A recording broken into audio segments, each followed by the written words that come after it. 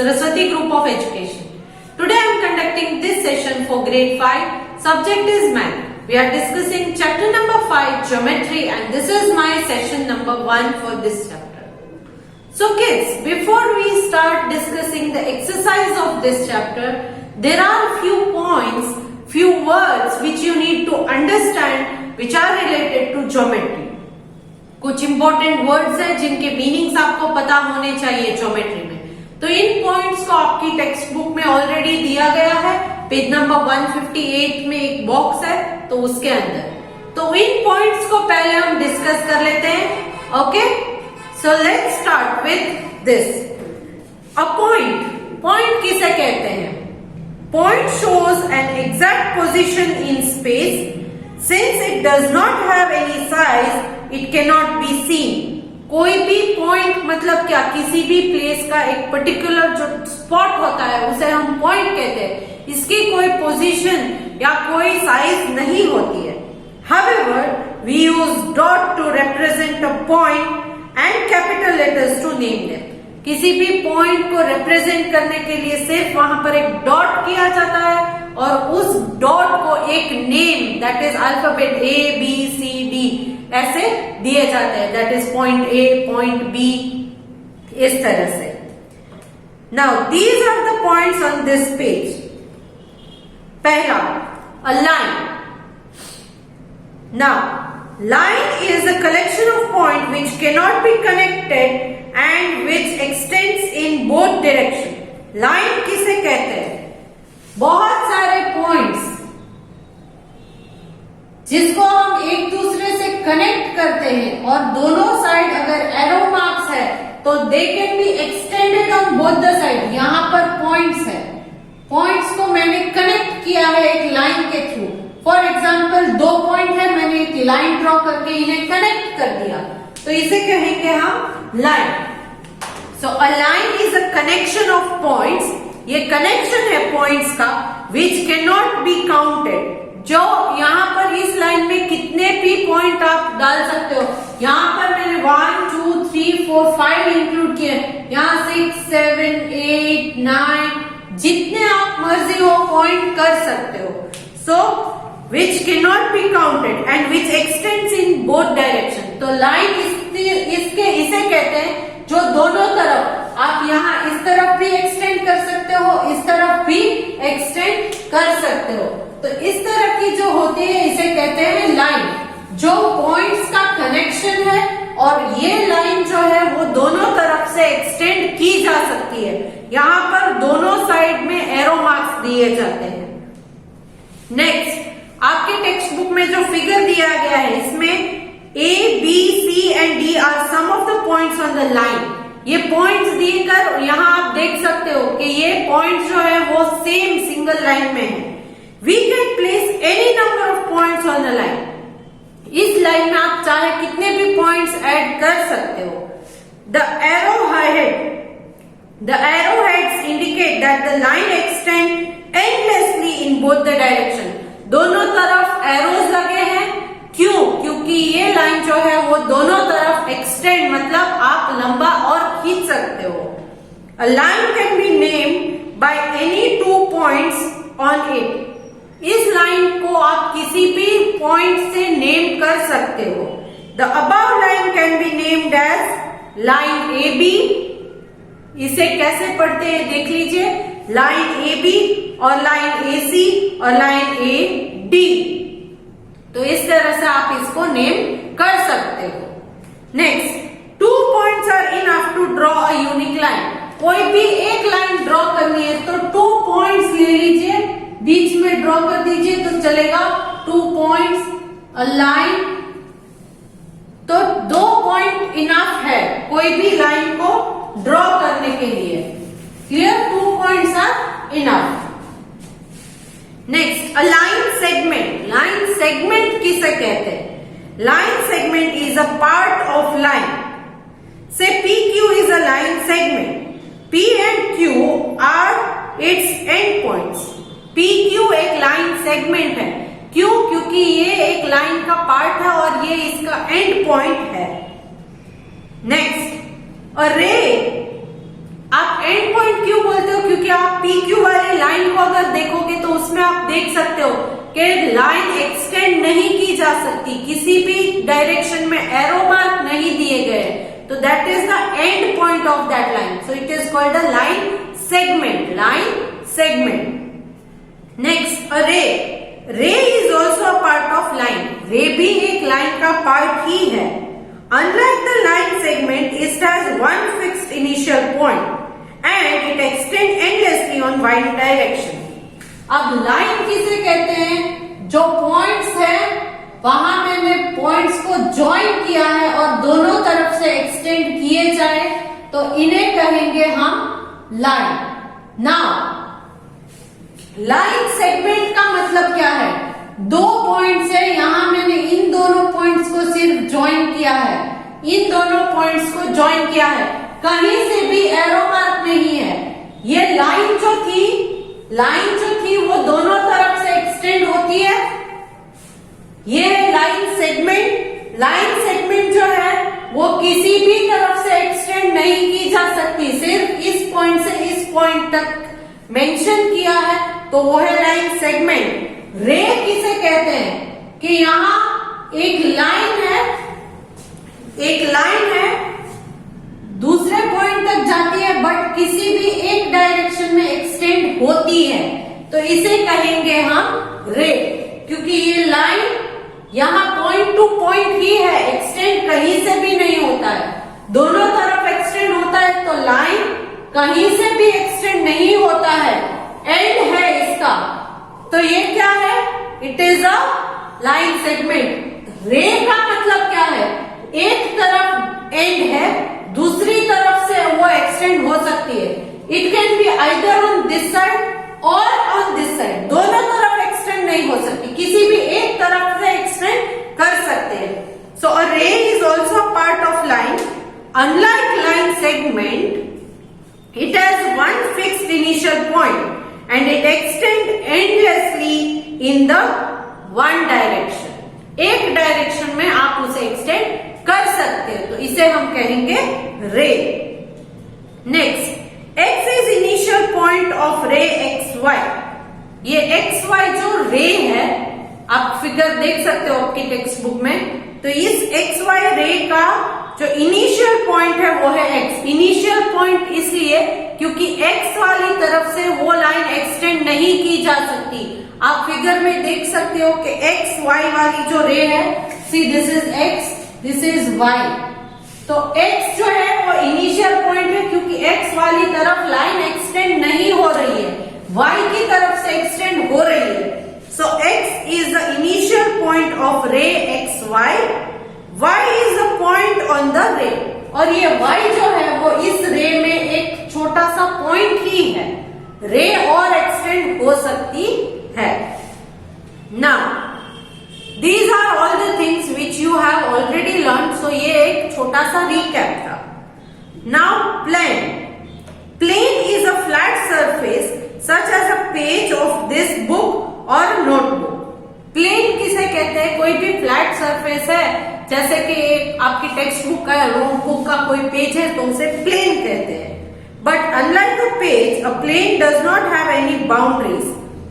But आपकी book में boundaries दी गई है, तो प्लेन जो है उसमें कोई बाउंड्री नहीं रहती। It extend endlessly in any direction, तो ये किसी भी डायरेक्शन में एक्सटेंड प्लेन को किया जा सकता है। नाउ यहां पर अलग अलग टाइप्स की आपको लाइंस में दिए गए हैं। 2 लाइंस इन अ प्लेन में भी, किसी भी प्लेन में 2 अलग अलग टाइप की लाइंस होती है। One is intersecting line, the other one is parallel line. Intersecting line मतलब क्या? कोई भी लाइन जो एक दूसरे को कट करके जाती है तो उसे कहेंगे इंटरसेक्टिंग लाइन। इंटरसेक्टिंग लाइन इसलिए क्योंकि यहाँ पर एरोज लगे होते हैं, यहाँ पर वो इंटरसेक्ट करती है एक दूसरे को, इसीलिए इसे कहेंगे इंटरसेक्टिंग लाइंस। क्या कहेंगे? Intersecting lines. पैरेलल लाइंस मतलब क्या? फॉर एग्जाम्पल ये 2 हैं, हमने ऑलरेडी एसएस का जब किया था तब हमने पढ़ा था कि आपके जो लैटिट्यूड्स है वो पैरेलल है। क्यों? क्योंकि आप इसे किसी भी तरफ से एक्सटेंड कर दो, एक्सटेंडेड, यहां से एक्सटेंड करोगे या यहां से एक्सटेंड करोगे, but they never cross each other को क्रॉस नहीं करते। ऐसी लाइंस को कहेंगे हम पैरेलल लाइंस। क्या कहेंगे? Parallel lines. एक और है, वो है skew. Two lines need not line on the same plane. Skew किसे कहते हैं? फॉर एग्जाम्पल, आप क्यूब है या क्यूबॉइड है, जो आपका फ्लैट सरफेस नहीं है, हार्ड चीज है, तो अगर आप किसी चीज को ले लेते हो, करेक्ट, तो उसकी जो लाइंस होती हैं, such lines too will not intersect. ऐसी लाइंस भी एक दूसरे को इंटरसेक्ट नहीं करती है, क्योंकि वो दो अलग अलग सरफेस पर है। फॉर एग्जाम्पल, ये डस्टर मैंने ले लिया। अब इस डस्टर में ये ऊपर वाला एक प्लेन सरफेस है, ये साइड वाला एक प्लेन सरफेस, तो यहाँ वाली लाइन और यहाँ वाली लाइन जो है वो एक दूसरे को कभी इंटरसेक्ट नहीं करती है, तब इसे कहते हैं स्क्यू। क्या कहते हैं? Skew. So all these are the basic points which you need to know in this chapter. Now, on the basis of these points, we will solve exercise 5.1. यहाँ पर मैं इस एक्सरसाइज को सिर्फ डिस्कस करूंगी। आपको इसके आंसर्स वीडियो के थ्रू सुनने हैं और अपने आप सॉल्व करने हैं। If you have understood what I have explained in this video, then it will be easier for you to solve this exercise. It is very simple exercise.